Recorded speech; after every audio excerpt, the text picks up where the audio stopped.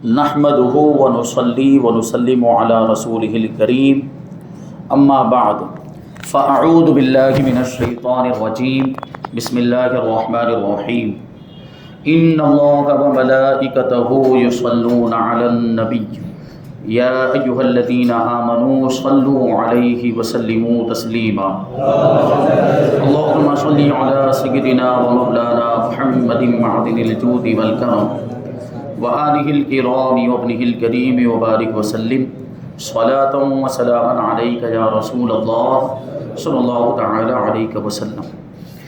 تو سورہ بقرہ آیت نمبر 156 کی تفسیر جاری تھی، اس میں صبر کرنے والوں کی فضیلت بیان کی گئی۔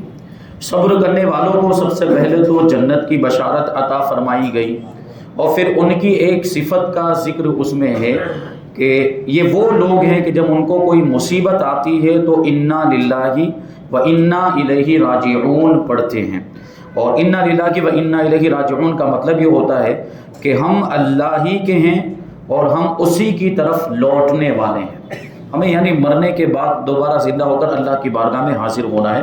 تو یہ انا للہ و انا الیہ راجعون یہ جو آیت کریمہ ہے، ہم اور آپ اکثر اگر کسی کے انتقال کی خبر آئے تو اس وقت یہ آیت کریمہ کا جو ٹکڑا ہے وہ ہم پڑھا کرتے ہیں، انا للہ و انا الیہ راجعون، جبکہ صرف انتقال کی خبر ہی پر نہیں بلکہ کوئی بھی مصیبت ہو، چھوٹی ہو یا بڑی ہو، جب وہ مصیبت پیش آئے تو یہ آیت کریمہ پڑھنی چاہیے، انا للہ و انا الیہ راجعون۔ اس کے بہت سارے فوائد ہیں، اس کی فضیلت ہے، اور اس کا اللہ تبارک و تعالی اجر بھی عطا فرماتا ہے۔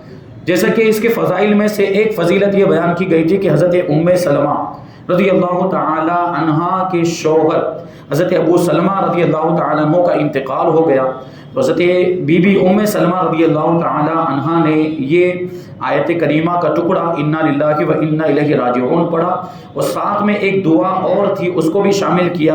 وہ دعا میں نے اس سے پہلے جب جمعرات کو درس ہوا تو اس میں پڑھ کے سنائی تھی۔ دعا یہ ہے اللہم اجرنی فی مصیبتی واخلف لی خیرا منہا۔ اس کا معنی یہ ہوتا ہے کہ اے اللہ میری اس مصیبت پر مجھے اجر عطا فرما، یعنی ثواب عطا فرما، اور مجھے اس سے بہتر بدل عطا فرما۔ تو اس کی برکت کیا ہوئی؟ اللہ تبارک و تعالیٰ نے حضرت ام سلمہ رضی اللہ تعالی عنہا کو حضور پاک صلی اللہ علیہ وسلم کے نکاح میں دیا، یعنی حضرت ابو سلمہ ان کے شوہر تھے، اب ان کا انتقال ہوا تو وہ سوچتی تھی کہ ان سے بہتر انسان کون ہوگا، تو اللہ تعالیٰ نے ایسے انسان کو ان کا شوہر بنا دیا جن سے بہتر کوئی انسان نہیں۔ یہ دعا کی برکت تھی انا للہ و انا الیہ راجعون پڑھنے کی۔ دوسری فضیلت بیان کرتے ہیں، حضرت امام حسین بن علی رضی اللہ تعالی عنہ سے روایت ہے کہ حضور پرنور صلی اللہ علیہ وسلم نے ارشاد فرمایا، جس مسلمان مرد یا عورت پر کوئی مصیبت پہنچی اور وہ اس مصیبت کو یاد کر کے انا للہ و انا الیہ راجعون کہے، اگرچہ مصیبت کا زمانہ دراز ہو گیا ہو تو اللہ تعالیٰ اس پر نیا ثواب عطا فرماتا ہے۔ یعنی گزشتہ زمانے میں، یعنی بہت پہلے بھی اگر کوئی مصیبت آئی ہو، 2 سال پہلے، 3 سال پہلے یا 10 سال پہلے بھی اگر کوئی مصیبت آئی، اگرچہ ہم نے اس وقت مصیبت آنے کے وقت یہ آیت کریمہ پڑھی تھی، لیکن اب بھی اگر اس مصیبت کو یاد کر کے ہم یہی آیت کریمہ پڑھ لیں انا للہ و انا الیہ راجعون، تو اللہ تبارک و تعالیٰ اس وقت تو ثواب عطا فرمایا تھا، اب بھی ایک نیا ثواب عطا فرماتا ہے۔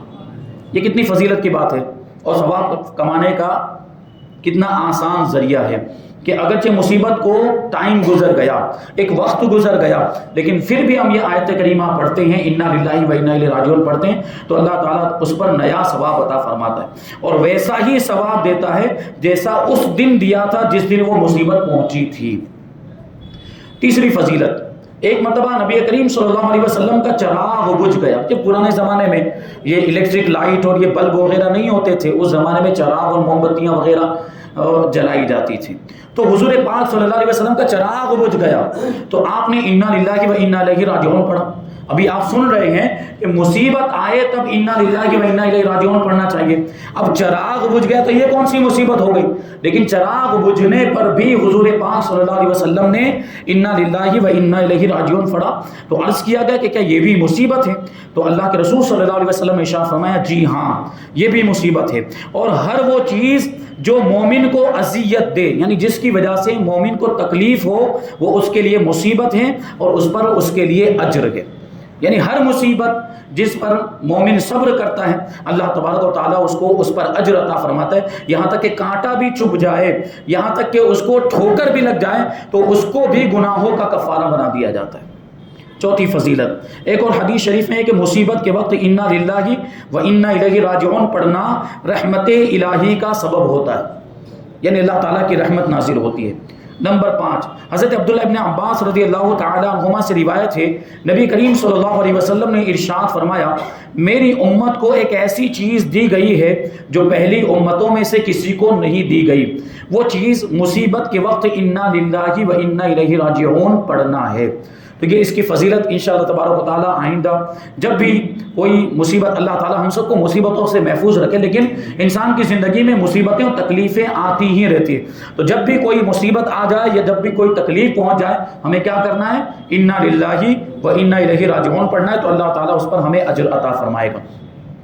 آیت نمبر 157 اللہ تعالیٰ ارشاد فرماتا ہے اولئک علیہم صلوات من ربہم ورحمہ واولئک هم المہتدون. یہ وہ لوگ ہیں، یعنی صبر کرنے والے یہ وہ لوگ ہیں جن پر ان کے رب کی طرف سے درود ہیں اور رحمت ہے، اور یہی لوگ ہدایت یافتہ ہیں. تو دیکھیں ان کے بارے میں فرمایا جائے کہ اللہ تبارک و تعالیٰ ان پر درود نازل فرماتا ہے، اللہ تبارک و تعالیٰ ان پر رحمتیں نازل فرماتا ہے، اور یہ ہدایت یافتہ لوگوں میں ان کا شمار ہوتا ہے. صبر کرنے والے اللہ تعالیٰ کے محبوب ہو جاتے ہیں، اللہ تعالیٰ ان کو اپنا محبوب بنا لیتا ہے، ان کے لیے بخشش اور ہدایت و رحمت ہے. مصیبت پر صبر کرنے کے کئی آداب ہیں. مصیبت آ جائے تو انسان کو کیا کرنا چاہیے، اسی کو آداب کہا جاتا ہے. ان میں سے 4 آداب یہ ہیں جنہیں علامہ ابن قدامہ مقدسی رحمۃ اللہ تعالی علیہ نے اپنی کتاب مختصر منہاج القاصدین میں ذکر فرمایا. پہلا ادب کہ جب مصیبت پہنچے تو اسی وقت صبر و استقلال سے کام لیا جائے. مصیبت پر انسان کو صبر کرنا چاہیے، آہوزاری اور چلانا، سینہ پیٹنا، گریبان چاک کر دینا یہ نہیں ہونا چاہیے. صبر کا مظاہرہ کرنا چاہیے. جیسا کہ حضرت انس بن مالک رضی اللہ تعالیٰ عنہ سے روایت ہے، حضور اقدس صلی اللہ علیہ وسلم نے ارشاد فرمایا صبر صدمے کی ابتدا میں ہوتا ہے. یعنی جیسے ہی صدمہ پہنچے، جیسے ہی مصیبت آئے، تکلیف پہنچے، اسی وقت صبر کرنا چاہیے، کیونکہ اصل وہی امتحان اور آزمائش کا وقت ہوتا ہے کہ ابھی صدمہ پہنچا ہے، ابھی تکلیف پہنچی ہے، اس وقت صبر کریں گے تو اس کا اجر زیادہ ہوگا. کیونکہ صدمہ دھیرے دھیرے کم ہوتا رہتا ہے، جیسے جیسے وقت گزرتا ہے وہ تکلیف کم ہوتی تو بعد میں صبر کرنا آسان ہو جاتا ہے. اصل صبر کرنا تو یہ اس وقت ہوگا جب صدمہ پہنچے، جب تکلیف پہنچے تو اس وقت صبر کرنا چاہیے. نمبر 2، مصیبت کے وقت انا للہ و انا الیہ راجعون پڑھا جائے، جیسا کہ حضرت ام سلمہ رضی اللہ تعالی عنہا کا عمل اس سے پہلے بیان کیا گیا کہ انہوں نے اپنے شوہر کے انتقال پر انا للہ و انا الیہ راجعون پڑھا. تیسرا ادب، مصیبت آنے پر زبان اور دیگر اعضاء سے کوئی ایسا کلام یا فعل نہ کیا جائے جو شریعت کے خلاف ہو. جیسے زبان سے اللہ تعالیٰ کی بارگاہ میں شکوہ و شکایت کے کلمات بول دینا، ایسا ہوتا ہے بسا اوقات، بلکہ خاص طور پر ہماری مائیں بہنیں جب ان پر کوئی مصیبت آ جاتی ہے یا جو ہے کہ گھر میں کسی کا انتقال ہو جاتا ہے تو وہ شکایت کرنے لگ جاتی ہے، اللہ تعالیٰ کی بارگاہ میں شکوہ کرنے لگ جاتی ہے. یہ ہرگز جائز نہیں. بسا اوقات اس میں کفریہ کلمات بھی ہوتے ہیں اور وہ ایمان سے بھی ہاتھ دھو بیٹھتی ہیں. تو شکوہ اور شکایت کبھی زبان پر نہیں لانا چاہیے. سینہ پیٹنا اور گریبان چاک کر لینا یہ سب خلاف شرع کام ہے. مصیبت آنے پر یہ سارے کام نہیں ہونے چاہیے.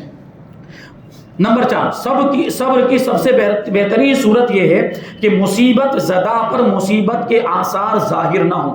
یعنی مصیبت آنے کے باوجود وہ نارمل حالت میں رہے، ایسا لگے کہ اس کے اوپر کوئی مصیبت آئی ہی نہیں ہے، اس انداز میں وہ رہے.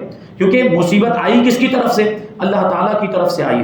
اگر اس کے دل میں، دماغ میں یہ بات اس کے تصور میں ہوگی کہ اللہ تعالیٰ میرا خالق و مالک ہے، وہ چاہے جس حالت میں مجھے رکھے میں اس پر راضی ہوں، تو مصیبت آنے پر بھی وہ نارمل رہے گا اور مصیبت کے آثار اس کے جسم پر، اس کے چہرے پر ظاہر نہیں ہوں گے۔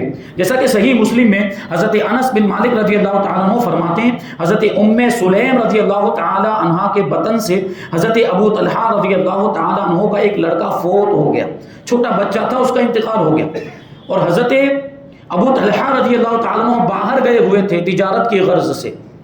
اب دیکھیں حضرت بی بی ام سلیم نے کیا کیا، لڑکے کا انتقال ہو چکا ہے، شوہر باہر ہے، شوہر گھر واپس آنے والا ہے، تو ان کا طرز عمل دیکھیں انہوں نے کیا کیا۔ بی بی ام سلیم کا صبر ملاحظہ فرمائیں۔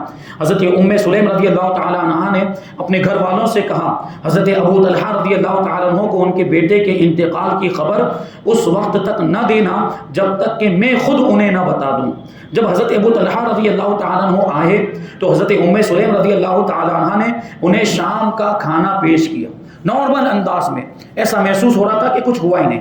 کھانا تیار کیا، اور کھانا کیونکہ سفر سے آئے ہوئے تھے تھکے ہارے، انہوں نے کیا سوچا تھا کہ ابھی جیسے ہی میرے شوہر گھر میں آئے اور میں ان کو بیٹے کے انتقال کی خبر دے دوں تو ان کی کیفیت تبدیل ہو جائے گی، پھر وہ کھانا بھی نہیں کھا پائیں گے اور آرام سے سو بھی نہیں پائیں گے، یہ سب معاملات ہوں گے۔ انہوں نے ان ساری چیزوں کا خیال کیا بی بی ام سلیم نے، اور کیا کیا، نارمل انداز میں بالکل معمول کے مطابق کھانا پیش کیا۔ انہوں نے کھانا کھایا اور پانی پیا۔ پھر حضرت ام سلیم رضی اللہ تعالی عنہا نے پہلے کی بنسبت زیادہ بناؤ سنگار کیا، یعنی سج سنور کے اپنے شوہر کے سامنے آئیں۔ حضرت ابو طلحہ رضی اللہ تعالی عنہ نے ان سے ازدواجی عمل کیا، میاں بیوی کے درمیان جو تعلق ہوتا ہے وہ تعلق شباشی بھی ہوئی۔ جب حضرت ام سلیم رضی اللہ تعالی عنہا نے دیکھا کہ وہ سیر ہو گئے، یعنی حضرت ابو طلحہ نے کھانا بھی کھا لیا اور ازدواجی عمل بھی ہو چکا ہے اور اپنی فطری خواہش بھی انہوں نے پوری کر لی ہے، پھر انہوں نے کہا کہ اے ابو طلحہ یہ بتائیں، دیکھیں بتانے کا انداز بھی کیسا، یہ بتائیں کہ اگر کچھ لوگ کسی کو عاریت کے طور پر کوئی چیز دیں پھر وہ اپنی چیز واپس لے لیں تو کیا وہ ان کو منع کر سکتے ہیں؟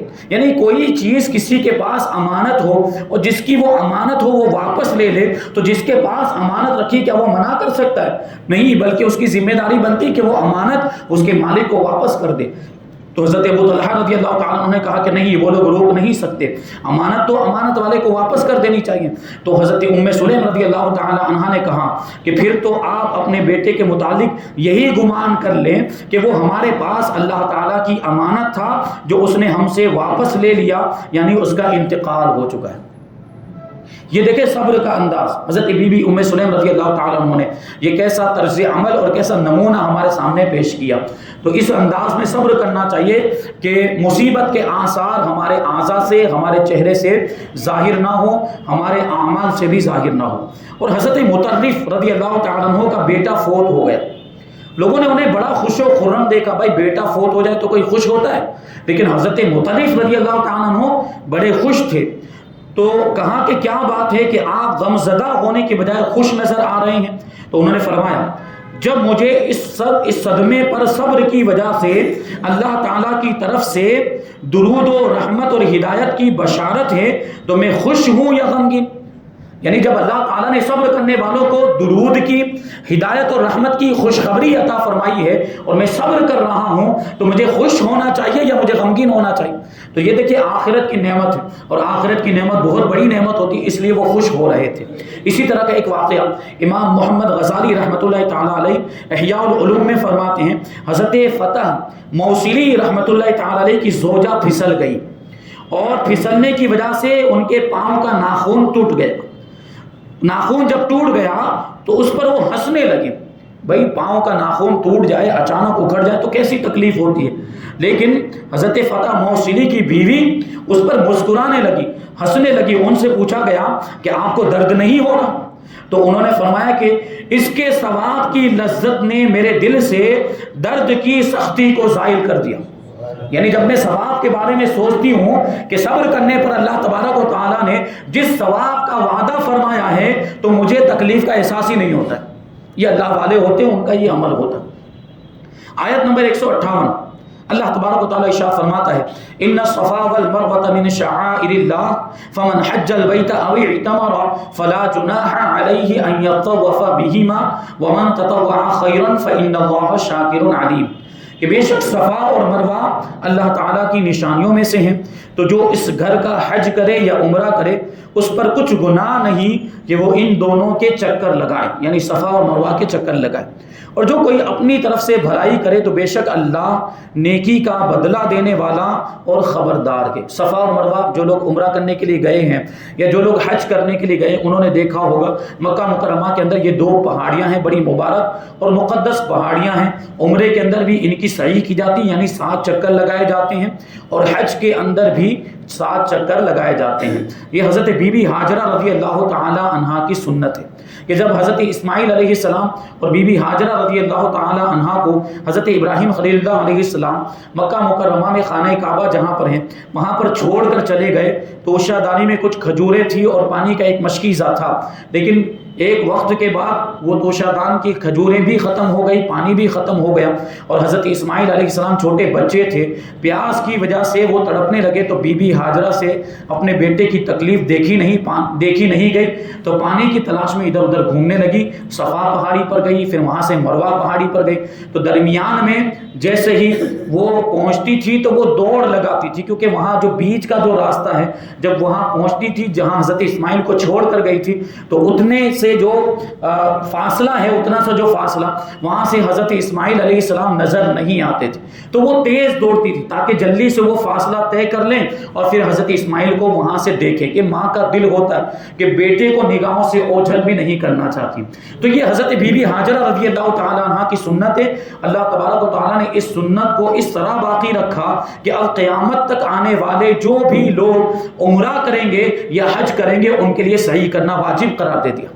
تو دیکھیں اللہ کے نیک لوگوں کا جو عمل ہوتا ہے وہ بھی برکت والا ہوتا ہے، اور اس پر عمل کرنے سے اللہ تبارک و تعالیٰ کی رحمتیں نازل ہوتی ہیں۔ تو صبر اور صابرین کے اجمالی بیان کے بعد اب صبر کا ایک مشہور اور عظیم واقعہ یہاں پہ بیان کیا جا رہا ہے۔ اس کی تفصیل کچھ یوں ہے کہ صفا اور مروہ مکہ مکرمہ کے 2 پہاڑ ہیں جو کعبہ معظمہ کے بالمقابل مشرقی جانب میں واقع، یعنی پورب کی جانب میں واقع ہیں۔ حضرت بی بی ہاجرہ رضی اللہ تعالی عنہا اور حضرت اسماعیل علیہ السلام نے ان دونوں پہاڑوں کے قریب اس مقام پر جہاں زمزم کا کنواں ہے حکم الہی سے سکونت اختیار فرمائی تھی، یعنی وہاں پر رہنے لگے۔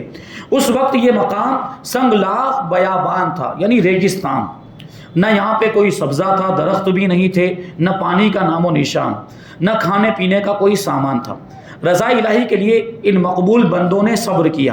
حضرت اسماعیل علیہ السلام بہت کم عمر تھے، چھوٹے سے بچے تھے، انہیں پیاس لگی، اور جب پیاس کی شدت بہت زیادہ ہو گئی تو حضرت ہاجرہ رضی اللہ تعالی عنہ بےتاب ہو کر کوہ صفا پر تشریف لے گئی۔ وہاں بھی پانی نہ پایا تو اتر کر نیچے کے میدان میں دوڑتی ہوئی مروہ تک پہنچی۔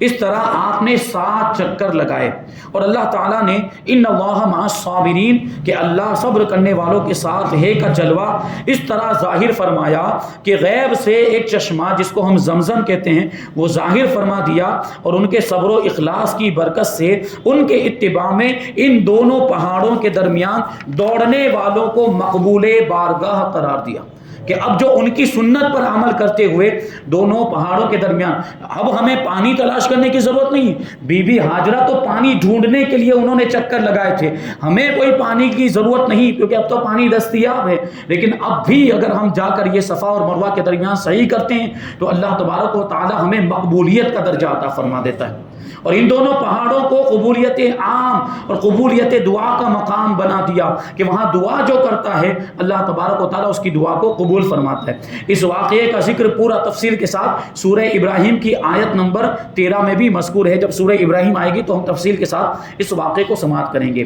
اب یہاں پہ جو فرمایا کہ شعائر اللہ، کہ یہ دونوں پہاڑ اللہ کی نشانیوں میں سے ہیں۔ شعائر اللہ سے دین کی نشانیاں مراد ہیں، خواہ وہ مکانات ہوں جیسے کہ کعبہ ہے، عرفات ہے، مزدلفہ ہے، تینوں جمرات جن پر کنکریاں ماری جاتی ہے، صفا مروہ منا، مساجد، یا وہ شعائر زمانے ہوں جیسے رمضان کا مہینہ، حرمت والے مہینے، عید الفطر، عید الاضحیٰ، یوم جمعہ، ایام تشریق، یا وہ شعائر کوئی دوسری علامتیں ہوں جیسے اذان، کہ یہ بھی اللہ کی نشانیوں میں سے ہے، اقامت، نماز با جماعت، نماز جمعہ جس کے لیے ابھی ہم حاضر آئے ہیں یہ بھی اللہ کی نشانیوں میں سے ہے، نماز عیدین اور ختنہ، یہ سب اللہ تعالیٰ کے دین کی نشانیاں ہیں۔ تو اس واقعے سے ہمیں یہ بات معلوم ہوئی کہ جس چیز کو صالحین صالحین سے یعنی اللہ تعالیٰ کے نیک بندوں سے نسبت ہو جائے وہ چیز عظمت والی ہو جاتی ہے، اور اس کی تعظیم کرنا یہ اس سے برکت حاصل کرنے کا ذریعہ ہے۔ تو تبرکات کی جو ہم زیارت کرتے ہیں اور تبرکات سے جو ہم برکت حاصل کرتے ہیں، نبی پاک صلی اللہ علیہ وسلم کے تبرکات،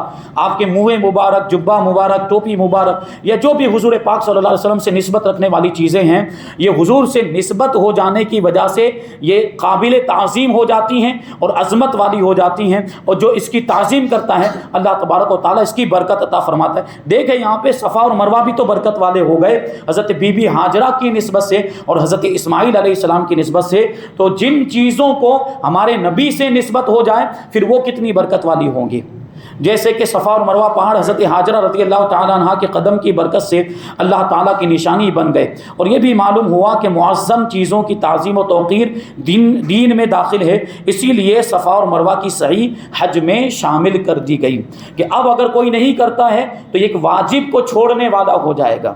سوچیں کہ ایک اللہ کی نیک بندی حضرت بی بی ہاجرہ رضی اللہ تعالیٰ عنہ، ان کی سنت کو حج میں شامل کر دیا، اور اس پر اگر آج ہم عمل کرتے ہیں تو اس کو کوئی شرک نہیں کہہ سکتا، کیونکہ اس کا حکم تو اللہ تعالیٰ نے دیا۔ صفا اور مروہ کی تعظیم کریں، جبکہ صفا اور مروہ بھی خدا نہیں ہے، صفا اور مروہ بھی غیر اللہ ہے، خدا کے علاوہ ہے۔ جب اس کی تعظیم کرنا جائز ہے تو پھر اللہ کے نیک بندوں سے نسبت رکھنے والی چیزوں کی تعظیم کرنا بھی جائز، اور یہ بھی شرک نہیں ہے۔ ان کی تعظیم کر سکتے ہیں اور ان سے برکت حاصل کر سکتے ہیں۔ ابھی اس آیت کریمہ کے اندر تھوڑی سی اور وضاحت باقی ہے۔